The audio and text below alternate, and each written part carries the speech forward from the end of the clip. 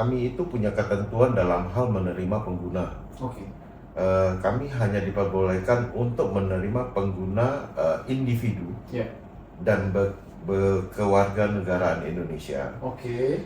Kalaupun untuk WNA itu dibutuhkan adalah kitas dan kitabnya. Wow. Diverifikasi KYC lagi. Iya. Mungkin teknologi blockchain dan aset kripto itu kunci pertama itu transparansi, Bang, justru. Justru transparansi. Blockchain itu transparansi kuncinya. Makanya tadi ada ledger tadi ya. Iya. Ledger yang dia katakan public blockchain Iya. sehingga bisa dilihat sama semua orang transaksinya di sana. Oke. Gitu. Jadi kuncinya transparansi, Bang. Betul. Makanya dengan adanya KYC gitu ya, harusnya kita bisa tahu ini aset berasal dari mana. Untuk transaksi kripto di Indonesia itu sudah cukup aman. Asik. Bahkan lebih aman dibandingkan bertransaksi di exchange luar. Oh iya ya? Ya karena kalau di kita kan sudah jelas, Bang, ya. Ada Betul. regulasinya, Ada aturannya ya. ya ada regulasinya, ada aturannya, lalu ada tanggung jawab dan haknya gitu ya, sudah diatur lah. Jadi sebenarnya dari sisi itu nggak perlu khawatir sih, Bang, untuk bertransaksi di exchange di Indonesia yang sudah terdaftar. Dan jangan lupa ditambahin tax. Saat ini di Indonesia beberapa teman lagi ngejalanin, salah satunya pengurus kita juga di asosiasi, itu pengembangan dalam hal tanda tangan digital yang diblockchainisasi. Oke. Kemudian project dalam hal, nggak tahu teman kita bisa marah nggak ya kalau kita sebutin, dalam hal surat tanah. Surat tanah.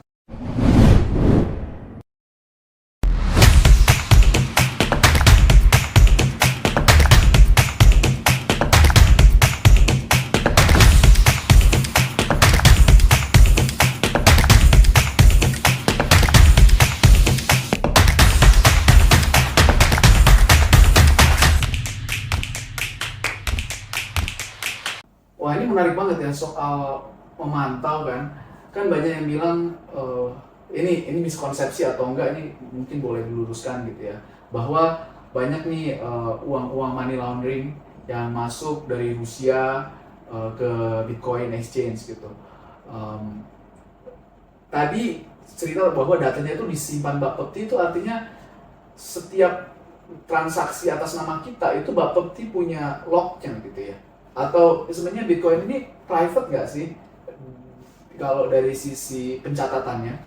Oke, saya bantu ya. Oke. Dalam hal ini sebenarnya fraud yang mungkin Bang Mora ketahui adalah itu tidak akan terjadi di CPFK-nya yang terregulasi di Indonesia. Kenapa? Kami itu punya ketentuan dalam hal menerima pengguna. Oke. Kami hanya diperbolehkan untuk menerima pengguna individu dan berkewarganegaraan Indonesia. Oke. Kalaupun untuk WNA itu dibutuhkan adalah kitas dan kitabnya. Wow, diverifikasi KYC lagi. Iya. Jadi benar-benar orang asing yang bekerja di Indonesia dan memiliki izin tinggal. Jadi kalaupun itu adalah tindakan penipuan dan lain-lain, itu di luar daripada CPFK. Seperti ya saya ketemu Bang Mora, saya punya Bitcoin nih, saya ambil cash dari Bang Mora ya, tukar ya. Nah itu kemungkinan bisa terjadi fraud. I see. Itu kemungkinan bisa terjadi fraud. Oke. Karena kita nggak mengetahui sumber dananya kepada siapa, pertukaran uang fisiknya diserah terima juga tidak terdeteksi, artinya nggak melalui proses perbankan. Karena kita ketahui proses KYC dari bank itu kan cukup tinggi ya. Jadi salah satu filter awal kami adalah KYC dari bank. KYC dari bank, itu dulu ya? Benar, kalau bank sudah memberikan akses untuk menyentuh fiat, keraguan kami kan sudah berkurang satu. Betul. Harusnya itu jauh menjadi lini garda terdepan lah ceritanya. Betul. Ya, Bro. Jadi nambahin aja kali, Bang, ya dikit. Silakan. Jadi kan kayak industri itu udah hulu ada hilirnya ya. Nah, ketika kita ngomong kripto, kita ini kan kayak tadi dikatakan ya, dijelaskan sama gue dari awal tuh, ketika user mau deposit, dia harus bisa dua cara nih. Yang pertama dia deposit fiat. Artinya ketika dia deposit fiat, itu asal fiatnya itu pasti dari industri keuangan lah ya, dari financial sector gitu ya, dari perbankan lah katakan. kalau dia di perbankan, Ya. artinya dia sudah melakukan perbankan sudah melakukan KYC atas user ini. Artinya uang yang dia depositkan di tempat kami seharusnya sih itu sudah dicek ya. Walaupun di kami juga tetap kami cek. Oke. Tapi paling tidak dari sisi itu sudah hilang tadi satu keraguan tadi ya. Karena kan ada boleh KYC nih bang. Ya. Kalau dari deposit fiatnya ya, bank melakukan KYC, kami juga melakukan KYC. Nah, dari sisi kedua tuh bisa deposit aset kripto. Deposit aset kripto. Tadi ya. Send in ya. Send in, bang. Nah, kalau yang send in itu di peraturan Bapepti kita diwajibkan untuk yang namanya punya KYT. Know Your Technology. Jadi selain KYC, ada juga KYT. KYT itu tujuannya untuk bisa tahu aset kripto ini asalnya dari mana. Jadi perlu ini ya bang ya.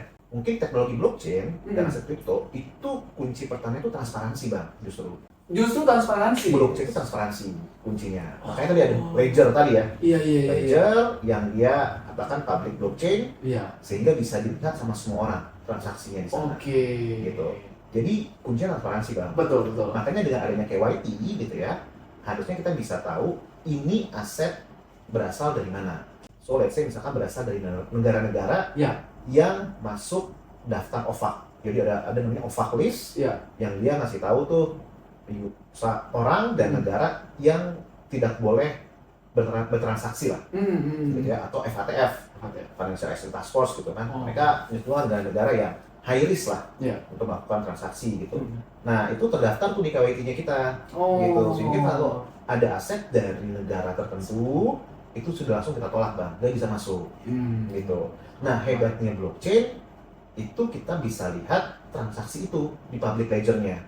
Yang lama? Even dari awal bang. Dari awal pertama-tama. Misalkan nih Tom Cruise pernah pegang Bitcoin itu, bisa kita cek. Yang kita cek itu contoh bang ya, ada dua website yang cukup terkenal gitu ya untuk lihat public blockchain-nya. Itu ada Blockchain Explorer sama etherscan.io namanya. Yang bisa kita lihat di sana adalah walletnya bang. Walletnya. Jadi misalkan ada wallet dengan nomor 123, dia sudah pernah bertransaksi ABCD lah, gitu ya. Pernah masuk berapa, keluar berapa, nilai asetnya sekarang berapa, di tanggal berapa, jam berapa gitu. Dan record itu tidak bisa istilahnya itu imputable lah. Tidak bisa di ini ya, diacak-acak lah atau diganti-ganti lah bang. Karena untuk setiap pergantian catatan dalam ledger itu harus approval lah ya dari seluruh validator. Semua banyak ya? Banyak. Nah nggak bisa satu orang doang merubah tuh bang. Jadi imputable lah catatan recordnya gitu. Nah yang bisa kita lakukan adalah kalau kita tahu wallet address-nya Tom Cruise itu berapa, kita bisa cek di situ. Oh gitu. Ya, jadi misalkan aku tahu nih wallet address-nya Bang Mora nih. Let's say misalkan Bang Mora itu memberitahu ke aku, biar wallet address gue tuh sekian ya, tolong transfer ke sini ya, aset kriptonya, kripto lo nih. Nah, wallet address abang itu gue bisa cek di Blockchain Explorer atau etherscan.io atau website lainnya. Gue bisa lihat tuh transaksinya abang tuh apa aja di wallet itu. Kecuali kalau abang punya banyak wallet kan bisa jadi ya. Bisa jadi juga ya? Boleh juga bang punya banyak wallet, nggak masalah. Nah, gue bisa cek di situ dan gue bisa cek nilai asetnya abang. Jadi sebenarnya itu sangat traceable dan sangat traceable juga transparan. Tapi di satu sisi bang sangat memperhatikan perlindungan data pribadi. Gitu loh. Artinya kita nggak boleh juga transparan lalu bisa sharing nama, tempat tanggal lahir gitu segala macam, nggak make sense lah. Jadi blockchain ini benar-benar bagus untuk perlindungan data pribadi, tapi juga mendukung transparansi dan juga integritas datanya karena tadi ya imputable. Nggak bisa diganti-ganti sama orang datanya. Itu menurut gue sih kalau gue namanya. Ada mau nggak? Dikit aja. Jadi sebenarnya dari blockchain ini kan ada beberapa variabel ya. Dia ada public blockchain, ada private blockchain, ada hybrid, ada yang kayak kumpulan organization blockchain. Dalam arti kata pemanfaatannya itu kalau public blockchain itu bisa dimanfaati oleh semua orang. Salah satunya contohnya kayak Bitcoin.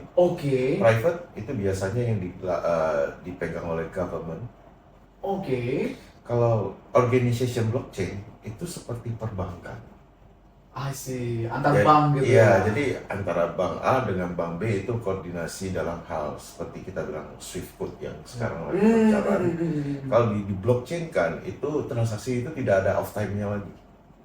Jadi terus real time berjalan. Kemudian ada yang hybrid, jadi antara public dan private blockchain itu digabungkan. Iya. Yaitu biasanya adalah seperti untuk identitas. Untuk identitas. Jadi kalau misalnya KTP itu, di dalam KTP itu ada isinya mengenai data rumah sakit, BPN, kemudian hal lain-lainnya yang tujuannya adalah apa? Dia kelihatan adalah publik punya orang, tapi instansi-instansi tertentu yang bisa lihat. I see. Jadi kalau kita ke rumah sakit, cuman hanya bagian dari rumah sakit yang bisa melihat. Jadi dia nggak bisa lihat uang kita ada berapa, bank kita ada apa aja, terus kita punya tanah siapa aja, tanah di mana aja. Mereka nggak bisa lihat. Betul. Tapi historical kesehatan kita mereka bisa lihat. Agar apa? Saat ini yang banyak terjadi adalah hari ini saya datang ke satu rumah sakit A. Oke. Ada keluhan sakit A, B, C, D. Betul. Terus saran dari dokter kita harus melakukan beberapa pengetesan. Nah, udah kita lakukan. Terus kita ingin mencari pembanding nih ke rumah sakit B. Nah, dengan data yang kayak ronsen dan lain-lainnya, tes darah dan lain-lainnya, kita nggak bisa bawa ke rumah sakit B. Nggak bisa. Oke. Karena dianggap tidak valid. Nah, tapi bagaimana kalau misalnya catatan darah ini dan kesehatan kita itu terrecord dengan rapi di dalam blockchain? Ya. Artinya 10 tahun ke depan, saya ada tambahan gangguan. Apakah ini adalah bagian daripada 10 tahun yang lalu? Karena recordnya sudah ada jelas. Oke. Jadi saya pernah mengecek ini, oh ternyata 10 tahun yang lalu Robi punya tekanan darah tinggi sekian gitu. Ya pantas saja sekarang dia kondisinya begini gitu loh. Jadi recordnya itu jelas nggak akan hilang gitu loh. Itu metode pencatatannya sih. Oke, wah menarik banget ya. Jadi blockchain ini tadi ada sebut wallet gitu ya, kemudian kita juga bisa transfer antara public, private, hybrid gitu ya, beberapa datanya yang kita mau gitu ya. Tapi ini semua jelas, transparan gitu ya. Kalau boleh cerita nih Bang, soal wallet tadi itu kayak platform juga, kayak Reko itu wallet. Reko itu adalah kalau gampangnya kita adalah Tokopedia mungkin. Tokopedia. Yang menyediakan tempat untuk orang menjual berbagai macam barang dan tempat buat orang bisa datang membeli berbagai macam barang platformnya. Yeah. Nah kalau wallet ini adalah barang yang dijual ini kan harus ada cold storage atau tempat penyimpanannya. Oke. Tempat penyimpanan barang. Nah tempat penyimpanan barang inilah yang kita kelaskan masing-masing. Yeah. Misalnya Bitcoinnya Bang Mora itu ada di daerah selatan ini, terus dengan ruang di mana storage A dengan pencatatan ini yang isinya adalah sepatu, yaitu misalnya Bitcoin. Oke. Jadi jelas alamatnya dan terdaftar di Indonesia bahwasanya ini loh storage-nya ada di sini, ini punya Bang Mora isinya sepatu gitu loh, jelas. Nah itu implementasinya dalam hal wallet. Wah clear banget. Oke. Kemudian mungkin aku baca-baca koran begitu ya. Aku tahu bahwa banyak teman-temanku juga yang pengen menggunakan crypto aset sebagai currencies gitu. Tapi berapa hari yang lalu atau berapa minggu yang lalu itu aku baca berita bahwa ada orang asing itu melakukan transaksi dengan menggunakan kripto di Bali gitu, dan muncullah diskusi gitu ya, dan BI Bank Indonesia bilang bahwa aset kripto itu bukan currencies. Ini sebenarnya suatu informasi yang tidak baru karena memang tidak jadi currencies di Indonesia, atau sebenarnya tujuannya mau jadi currencies juga pada akhirnya gitu ya. Boleh, Bang Ger? Oke, siap. Ini kalau pertanyaan berat dong sih gua. Jadi gini Bang, sebenarnya Bang, dari awal Iya. gitu ya, kripto itu bukan alat pembayaran yang sah di Indonesia ya. Hmm. Dan kita sebagai pedagang fisik aset kripto, kita sangat mendukung Bang, sangat mendukung implementasi bahwasannya alat kripto itu bukan alat pembayaran Oke. di Indonesia. Oke. Gitu. Tapi tentunya kan lagi-lagi Bang, ada aja yang namanya oknum ya, karena nilai kripto itu kadang naik turun gitu ya, memanfaatkan momen-momen tertentu gitu ya, untuk bisa menerima kripto sebagai alat pembayaran. Iya. Padahal seharusnya secara regulasi dan kami sangat mendukung itu nggak boleh dilakukan, gitu, nggak boleh dilakukan. Iya. Kalau tadi abang nanya pertanyaan kedua, apakah arahnya juga mau nge-push kripto sebagai currency? Untuk saat ini saya bisa yakin 100% kalau kita nggak ada arah ke sana Bang. Oke. Kalau dari CPF nya, Iya. gitu ya, dari CPF crypto exchange yang terdaftar di Indonesia. Kenapa? Karena gini Bang, yang kita inginkan itu adalah regulasi Iya. yang bertahap gitu ya, tapi matang. Jangan gerasak gerusuk gitu ya, Iya. udah pengen ABCD Iya. tapi nggak matang semua tuh. Iya. Jadi kalau kita misalkan dari sekarang kita pengennya oke, aset kriptonya dulu deh kita matengin, regulasinya mau seperti apa, implementasinya seperti apa dan bagaimana gitu ya, and then let's see how it goes gitu. Ya. Tapi kita sangat mendukung kripto itu bukan alat pembayaran di Oke. Indonesia. Mungkin itu sih kalau dari gua. Oh dari Rob? Memang itu terjadi, tapi tidak bisa disebut itu sebagai sebuah alat pembayaran, dan itu biasanya dilakukan tidak resmi. Artinya saya punya aset, sampai ke Bali saya punya mobil. Iya, iya. Saya punya mobil dan pada saat itu saya bawa BPKB.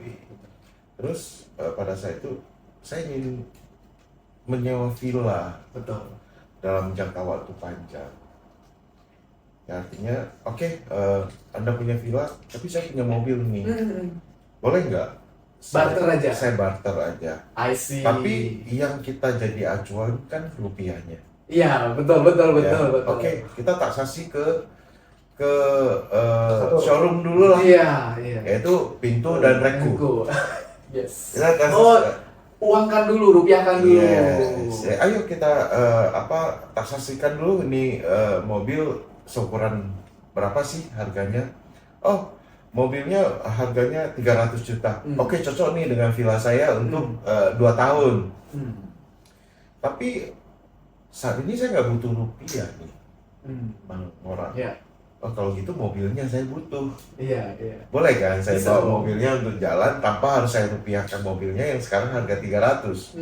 Besok mobilnya mau harga 250, itu urusan besok. Betul. Ya nggak tahu pada saat itu mobilnya menjadi sebuah mobil klasik yang punya harga yang menjadi lebih baik di tahun kemudian, mungkin bisa jadi 400 juta, itu juga terlepas daripada itu. Betul. Tapi pada konsepnya adalah bahwasannya terjadinya transaksi itu adalah merupiahkan. Oke. Merupakan. Tapi tidak akan menjadi baik jika sebuah hotel ataupun sebuah penginapan membuka saya menerima kripto sebagai pembayaran, gitu loh. Tapi secara B2B-nya, personal orang-orangnya itu Nggak masalah ya. nggak akan menjadi masalah harusnya. Karena kan tetap menjadi sebuah taksasi. Betul. Kita sebut aja karena kripto itu selalu menjadi sorotan. Iya. Kita sorot lagi ke misalnya salah satu daerah di Jakarta Pusat, tempat jual beli alat-alat komputer. Iya. Memang secara tulisan itu rupiah, tapi patokan harganya kan US dollar.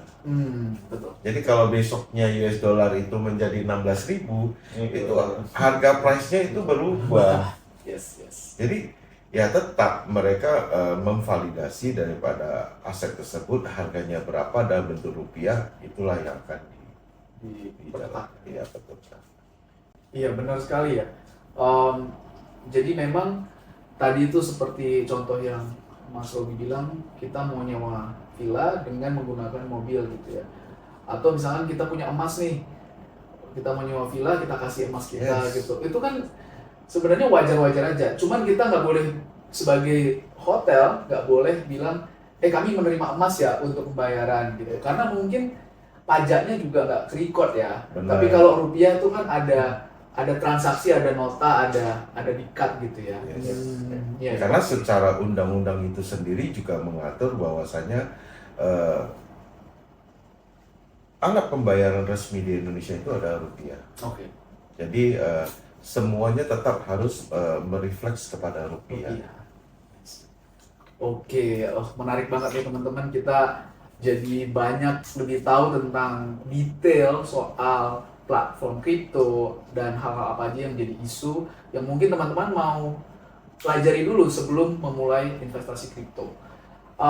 Bang, ini sebelum kita masuk ke sesi kedua dari pertanyaan industri, ini aku mau nanya nih, kalau dari sisi risk appetite, itu dari skala 1 sampai 10, boleh nggak diurutin Bitcoin, Ethereum, USD Coin, ini USD Coin aku sering dengar dipakai gitu ya, Dogecoin, sama yang terakhir mungkin saham biar ada benchmarknya gitu. Kira-kira kalau saham 5 misalkan, Bitcoin itu berapa, Dogecoin itu berapa, boleh nggak di-sharing Bang?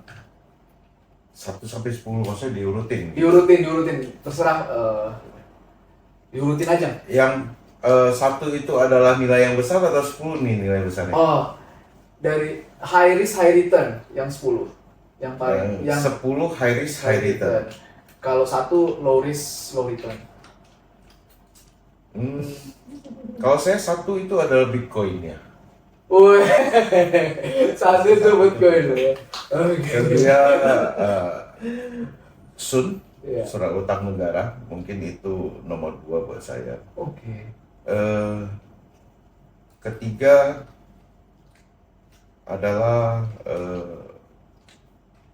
saham. Saham, oke. Yes. Keempat dan seterusnya itu yang paling ujung adalah altcoin yang kita sebut itu seperti Doge dan aset kripto yang lainnya ya.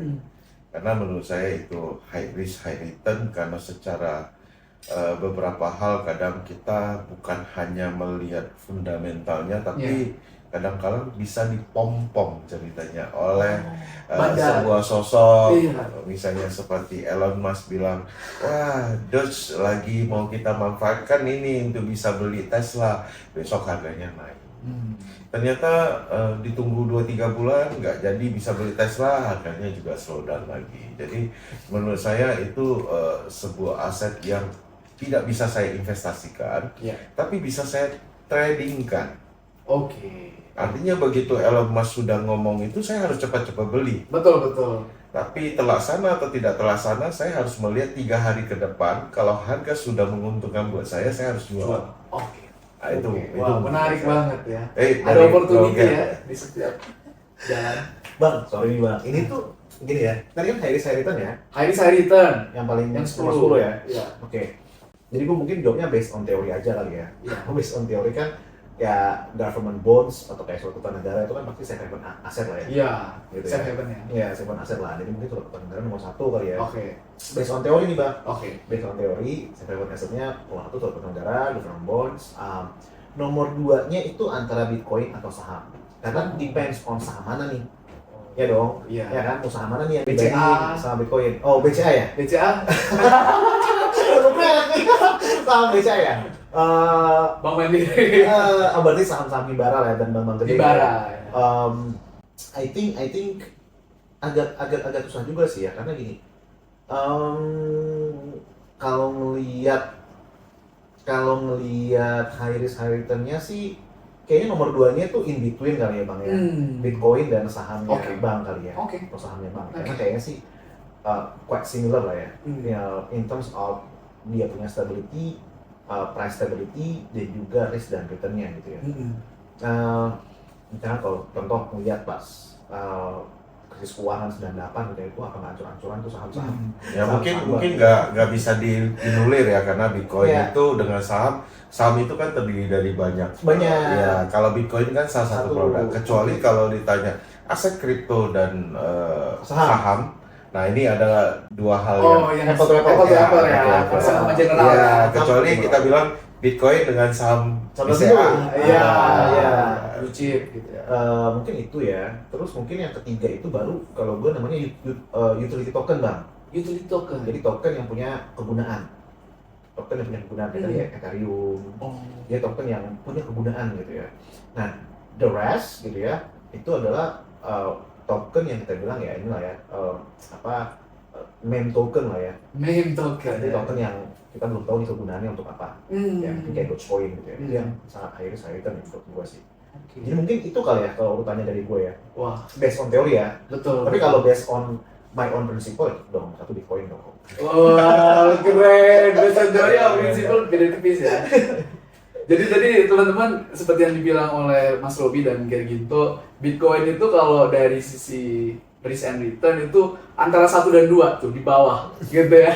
Yang paling tinggi tentunya mungkin utility coin, tapi saham itu tergantung sahamnya apa gitu. Kalau sahamnya gudang garam mungkin itu Kayak kita bisa taruh di Bener. di bawah juga gitu ya. 1-2 gitu. ya. Wah, ini menarik banget.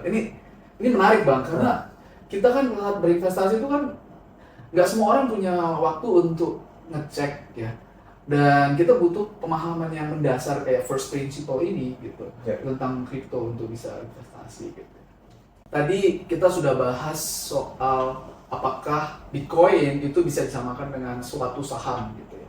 Dan kelihatannya memang tadi kalau dari jawaban Gerginto misalkan itu saham nomor 2, Bitcoin nomor 2 gitu ya. Jadi memang kita secara naluri mungkin selalu bandingin semua aset itu ke saham gitu ya. Lebih tinggi risknya atau lebih rendah asetnya saham. Nah di Amerika ini kan juga baru-baru ini ada istilahnya pengecekan dari SEC yang melihat 2 platform terbesar yaitu Binance kemudian Coinbase ya. Nah mereka bilang bahwa kemungkinannya itu akan diberlakukan aturan terhadap Bitcoin seperti peraturan terhadap securities atau surat berharga saham gitu. Nah, tentunya harus ada uji-uji dulu seperti uji Howey gitu ya menurut hukum Amerika gitu. Nah, menurut Bang Robi dan Mas Gerginto ini kalau biasa kan Amerika itu jadi pedoman ya. Begitu di Amerika itu ada regulasi yang makin ketat, maka negara-negara lain ikut gitu. Dan aku juga sebenarnya tertarik kenapa mereka nunggu selama ini baru kasih regulasi. Apa mereka nggak ngerti teknologinya, baru ngerti sekarang, baru regulate atau seperti apa? Nah, jadi kira-kira nih dampaknya jangka pendek, jangka menengah terhadap sentimen ke Bitcoin ini seperti apa gitu? Karena bukan hanya Bitcoin ya, saham juga lagi turun kan karena resesi, potensi resesi dan seterusnya. Mungkin bisa. Untuk teknikal dan fundamental nanti saya serahkan ke Mas Gerginto, tapi pada prinsipnya sekarang yang ingin saya ke teman-teman pengguna baru ini adalah belilah Bitcoin sekarang.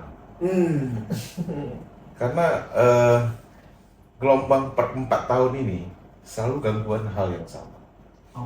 4 tahun yang lalu itu adalah China nge-ban yang namanya Bitcoin. Dan harga Bitcoin juga babak belur pada saat itu. Tapi kita bisa melihat di tahun 2020 dan benar-benar pick up-nya di 2021 ya. 2021 ya. Dan ini adalah histori yang terus berulang.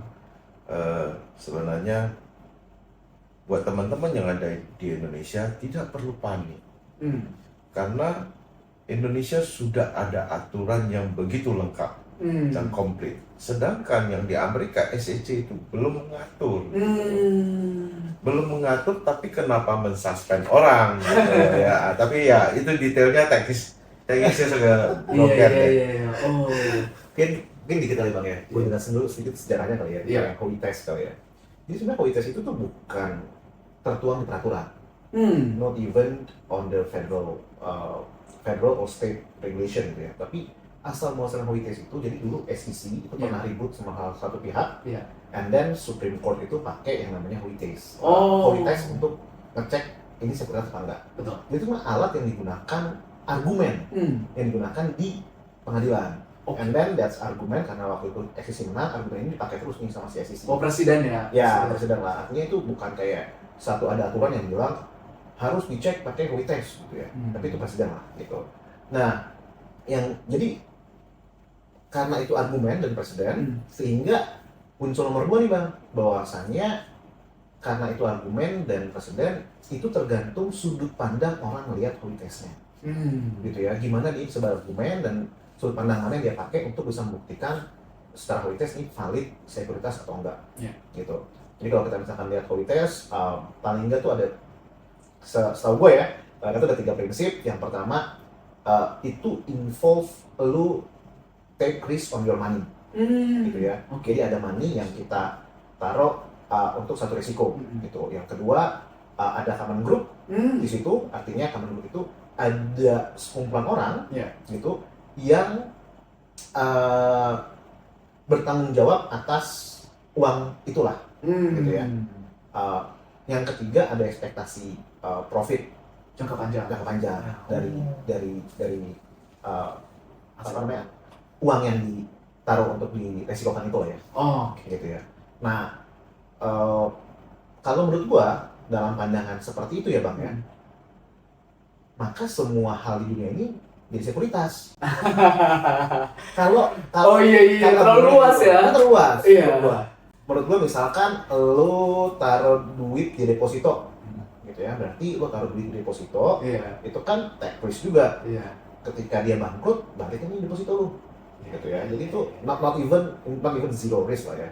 Lo taruh di Sun juga ada risknya, it's not even zero risk gitu kan. Ketika negaranya nggak bisa bayar utang, kredit rating jelek ya. Nah, kredit rating jelek, mana gitu kan. Jadi terus itu dikelola oleh sekelompok grup, gitu ya, which is ya negara atau pemerintah gitu ya, atau misalkan bank gitu ya.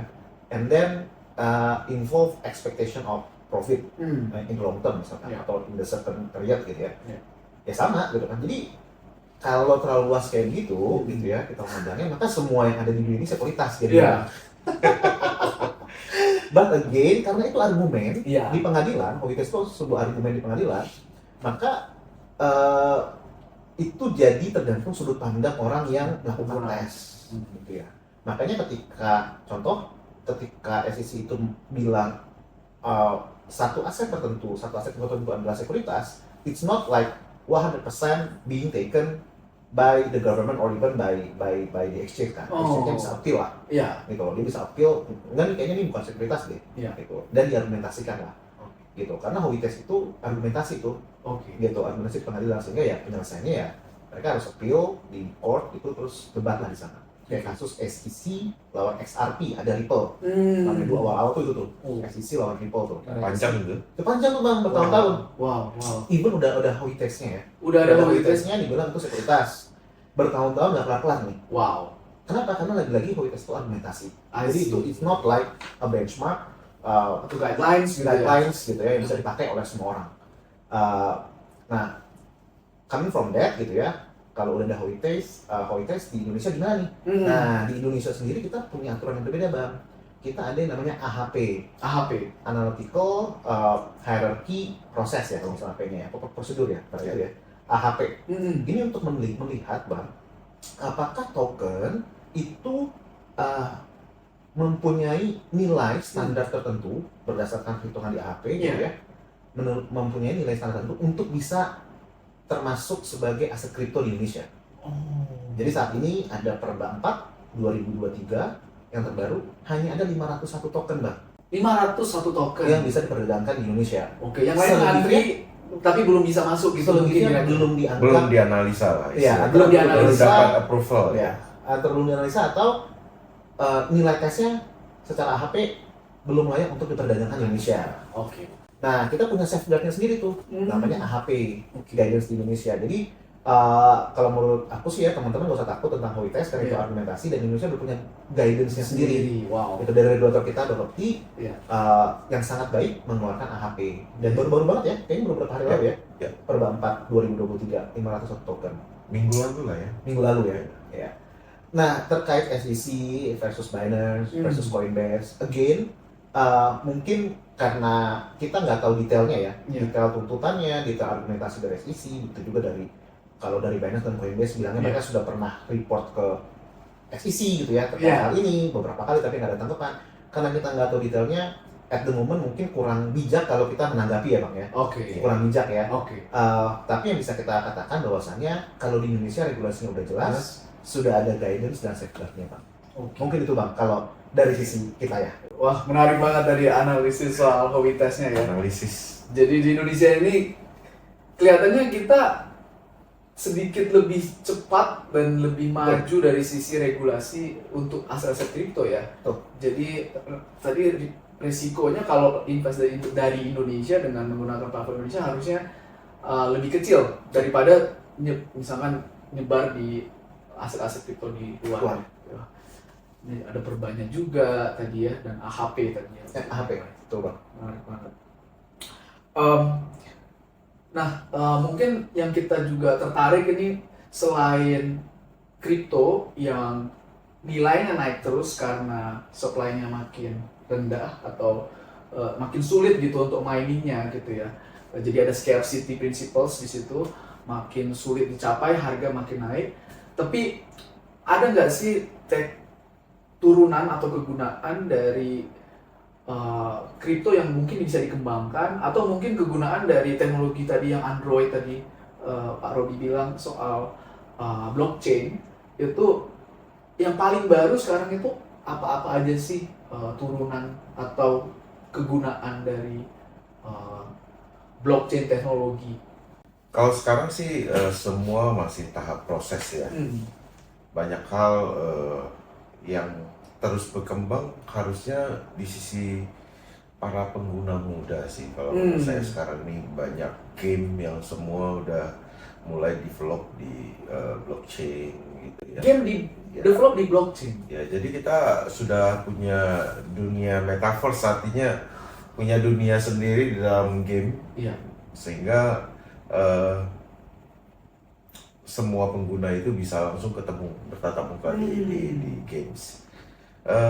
Hal-hal lain saat ini di Indonesia beberapa teman lagi ngejalanin, salah satunya pengurus kita juga di asosiasi itu pengembangan dalam hal tanda tangan digital yang di blockchainisasi. Kemudian project dalam hal, nggak tahu teman kita bisa marah nggak ya kalau kita sebutin dalam hal surat tanah. Sertifikat tanah. Jadi dalam sisi pengukuran tanah semua dan lain-lainnya, kepemilikannya itu mulai dalam proyek untuk ke blockchainisasi. Jadi mudah-mudahan sebenarnya kegunaan daripada blockchain tersebut itu bukan semata-mata hanya untuk transaksi jual beli kripto doang, tapi pemanfaatannya jauh ke depan itu akan menjadi lebih baik. Kemudian di Indonesia juga khususnya kita sebut BI lagi pengembangannya namanya CBDC. Iya. Ya, Apa itu? Garuda Project, yaitu Central Bank Digital Currency. Itu kripto juga. Yang private ya? Kriptonisasi kita bilangnya. Kriptonisasi. Ya, karena uang itu nggak bentuknya kartal lagi, nggak bentuk fisik lagi, tapi sudah digital. Yang dimana di blockchainisasi sehingga setiap aliran dana baik maju mundur dan semua transaksi pengiriman ataupun penerimaan itu tercatat dengan baik dan full controlling government. Wow. Garuda Project. Udah selesai itu? Masih tahap. Wow. Menarik banget. Mudah-mudahan segera. Mudah-mudahan. Wow. Ini 2 pertanyaan terakhir ya. Sebelum kita tutup nih, karena mungkin waktu dari Bang Gerginto dan Mas Robi masih terbatas, padahal kita masih pengen tanya-tanya lagi. Mungkin kita buat sesi kedua. Iya. Bersama asosiasi. Asik, boleh itu. Pertanyaan selanjutnya mungkin soal ASPA-Krindo, Asosiasi Perdagangan Aset Kripto Indonesia. Seberapa jauh bagi teman-teman yang sudah terlibat di sini sudah mengedepankan literasi pendidikan tentang kripto dan aset-aset keuangan lainnya kepada masyarakat? Apa aja sih langkah-langkah konkret yang sudah dilakukan gitu, mungkin dengan negosiasi dengan pemerintah atau apa, boleh diceritakan nggak yang paling sering dilakukan? Oke, kalau sekarang sih untuk anggota Aspakrindo-nya sendiri semua cukup aktif Oke. dalam hal memberikan edukasi baik dalam bentuk offline ataupun online. Bukan hanya semata-mata di sisi trading doang, tapi bagaimana mengedukasi agar para pengguna tidak terjebak oleh iming-iming, artinya fraud dan sesuatu dengan persentase yang begitu luar biasa untuk berinvestasi di kriptonya sendiri. Dan ada satu hal yang sangat menarik pada saat itu, kita dengan Kementerian Perdagangan mengorganisasi yang namanya Bulan Literasi Kripto. Yang baru selesai di bulan Februari kemarin. Jadi dari tanggal 1 Februari sampai 28 Februari full 1 bulan kita mengadakan bulan literasi kripto. Jadi itu melibatkan Kementerian Perdagangan, Zulkifli Hasan Zulkifli Hasan, kemudian dengan Bapepti, Bapepti guru kami ini. Jadi kami keliling Indonesia pada saat itu. Jadi baik bentuknya offline ataupun online untuk bagaimana memberikan edukasi yang lebih baik kepada pengguna ini semua, bahwasanya kripto ini bukan hadir dengan tanya saya masuk bulan ini 10 juta, akhir bulan saya bisa dapat berapa persen. Nah, itu pertanyaan yang selalu muncul bagi teman-teman yang belum memahami bagaimana aset kripto itu sebenarnya ada. Itu sih. Wah, menarik banget. Ada yang mau tambahkan, Bro? Mungkin gue nambahin dikit ya. Jadi kalau secara perbanya nih Bang, peraturannya emang kita diwajibkan Bang, CPFHK itu untuk menyelenggarakan literasi dan edukasi. Diwajibkan gitu. Nah, even di asosiasi kita itu juga emang udah ada divisi untuk itu, literasi dan edukasinya gitu. Kalau secara member mungkin nanti boleh dicek ya di Instagramnya Aspakrindo. Boleh langsung ketik. Jualan. Instagramnya Aspakrindo tuh tiap hari isinya story-nya tentang edukasi, event literasi dan edukasi dilakukan oleh para member Aspakrindo. Itu hampir, bukan hampir banget, setiap hari Bang. Setiap hari pasti. Itu konsisten banget sih. Setiap hari Bang. Itu yang pertama. Terus yang kedua sebenarnya, kayak kata Rudy bilang ya, kita mengedukasi customer terkait perdagangan kripto ataupun investasi di kripto, tapi juga lebih daripada itu, kita juga bekerja sama dengan banyak komunitas Bang di Indonesia. Jadi ada misalkan komunitas Ethereum Indonesia misalkan. Nah, kita bahas mengenai teknologi blockchain-nya. Mungkin Bang Mora pernah dengar, dulu kita tuh ada Web 1.0. Betul. Terus Web 2.0, dan the upcoming one is Web 3.0. Nah, ini kita kerjasama nih sama komunitas, yuk kita bahas tentang Web 3.0. Gitu, bagaimana kaitannya nanti dengan kripto, bagaimana kaitannya dengan blockchain di Web 3.0, dan ya kita bareng-bareng. Jadi artinya kita bukan hanya masalah investasi and trading di crypto exchange-nya, but on the fundamental level kita juga bahas tuh teknologi yang dipakai, bagaimana ini supaya bisa memanfaatkan banyak orang, bagaimana Indonesia juga dapat menjadi leader di Web 3.0 nantinya. Wow, keren banget ya. Wah, kita semakin optimis nih ya tentang banyaknya gerakan-gerakan edukasi ini.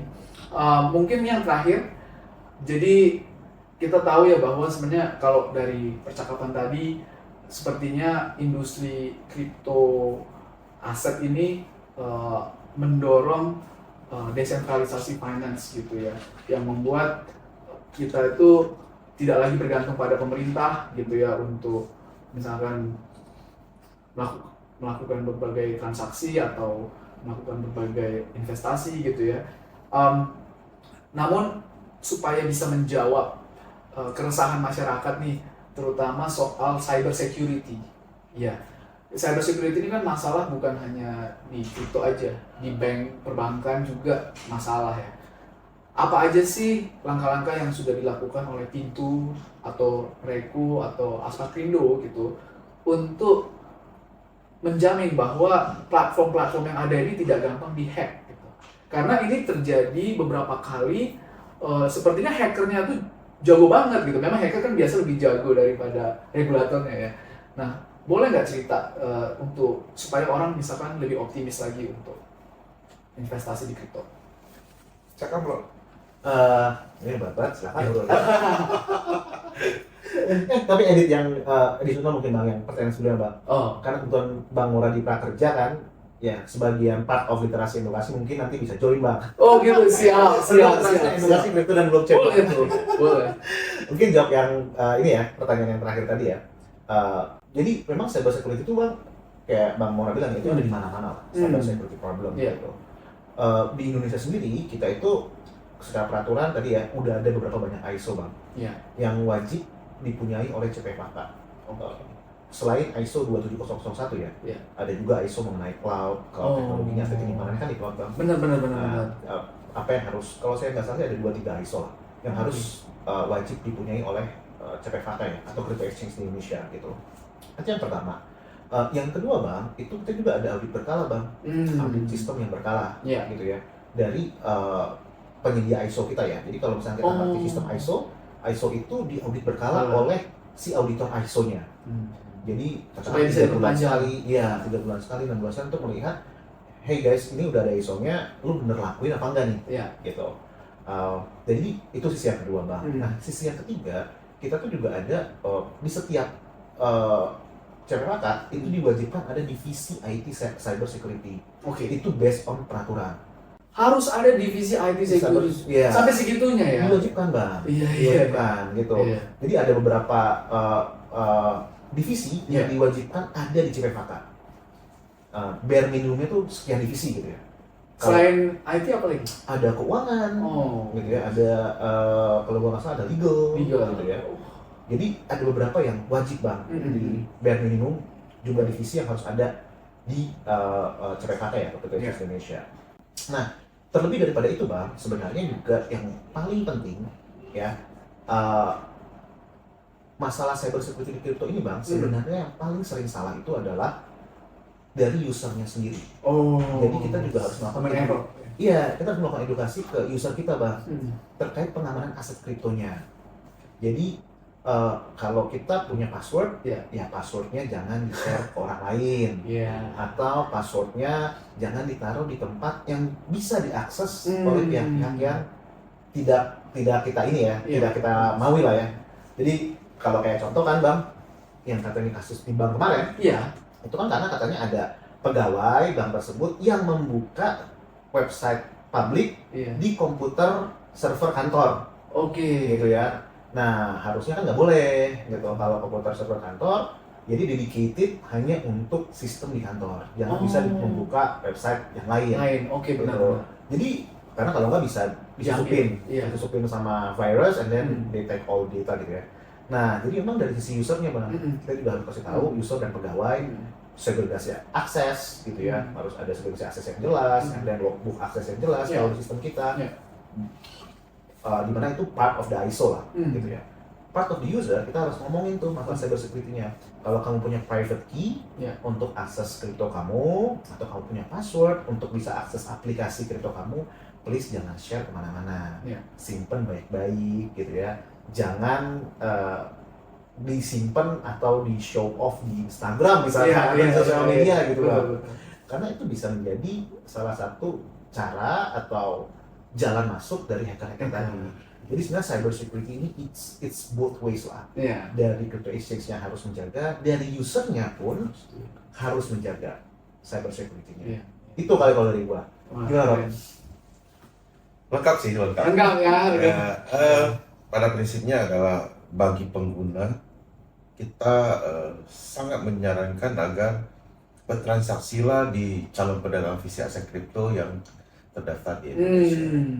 Even amit-amit jika terjadi sesuatu hal yang tidak diinginkan, secara aturan dan bagaimana jalan menyelesaikan masalah Anda itu sudah diatur dalam peraturan yang dibuat oleh negara Indonesia. Satu. Kedua, bagi kami juga kami memiliki beberapa tingkat pengamanan. Artinya hari ini kalau saya sebagai Alfamart, saya menyebutkan sebagai Alfamart, setiap pergantian shift pegawai. Ya. Saya ada sebuah Stocking lagi. stocking ulang.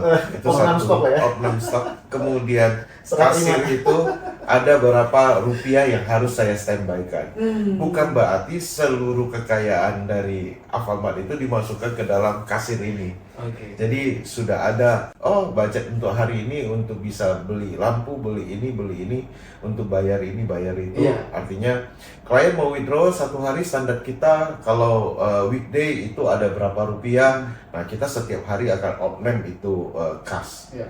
Kalau weekend berapa kas yang akan kita standby-kan. Jadi tidak fully totally ada di kas tersebut, termasuk aset kriptonya ya.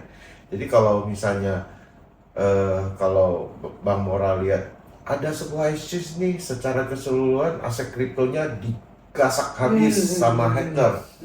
Itu bukan hacker, Bukan hacker tuh. itu internal Bang. Iya. Karena nggak mungkin Bang Mora taruh uang Bang Mora itu di dalam Satu satu tempat. bucket. Oke. Ada internal oknum Iya, ya. jadi kita selalu ada terdiri dari beberapa kas-kas kita yang kita kelola sehingga untuk rutinitas itu kita manfaatkan kas yang ada di rutinitas. Andai kata amit-amit terjadi sesuatu yang akan mengalami kerugian hanya bagian kecil Oke. gitu loh. Jadi kita bisa recover menjadi lebih cepat itu Iya. satu. Baik kalau misalnya dari sisi asosiasinya, Aspakrindo itu juga berkolaborasi dengan PPATK, baik juga dengan kepolisian, tujuannya agar segala macam informasi dan kejadian-kejadian fraud Iya. itu agar segera bisa kita dapatkan informasinya, sehingga cara pencegahannya itu menjadi lebih cepat. Paham. Karena kalau misalnya tidak ada kerjasama dengan antara asosiasi dengan Ya. lembaga-lembaga Ya. ini, satu kita terganjal dengan undang-undang PDP. Ya. Kalau sudah ada kerjasama, maka kami akan dengan mudah dan cepat untuk mendistribusikan kepada semua anggota untuk memberikan informasi yang lebih cepat. Betul. Atau mengambil tindakan yang lebih cepat. Ya. Sehingga kejadian-kejadian yang tidak diinginkan itu lebih cepat bisa kita handle. Andai kata kalau kita bertransaksi di luar negeri yang kita orangnya nggak kenal, maksudnya dan lain-lain, terjadi fraud, entah bulan kapan kita baru bisa menyelesaikan masalahnya ini gitu loh. Even dari sisi kepolisian juga akan sulit kan untuk melakukan koordinasi di lapangan. Mungkin itu sih dari saya. Wah, terima kasih, ini menarik banget tadi ya penjelasannya. Ada banyak hal tadi soal bagaimana kita menaruh uang di beberapa tempat, kemudian juga mendidik konsumen gitu ya, dan mendorong agar platform itu punya IT security yang bagus gitu ya. Ya, terima kasih banyak Mas Robi, Mas Gerginto Thank untuk you. waktunya. Siap. Thank you. Kita sangat banyak belajar dari Mas Robi dan Gerginto, dan juga untuk para leaders yang menonton YouTube channel ini, saya yakin banyak sekali manfaat dan insight yang kita dapatkan dari diskusi dengan para tokoh kita hari ini. Dan sampai jumpa di pertemuan selanjutnya, Mas Robi dan Mas Gerginto. Thank you, Thank you. for having us. Thank you. Jangan lupa teman-teman untuk komen ya di video ini, subscribe, like, dan share YouTube ini. Terima kasih, sampai jumpa. Bye.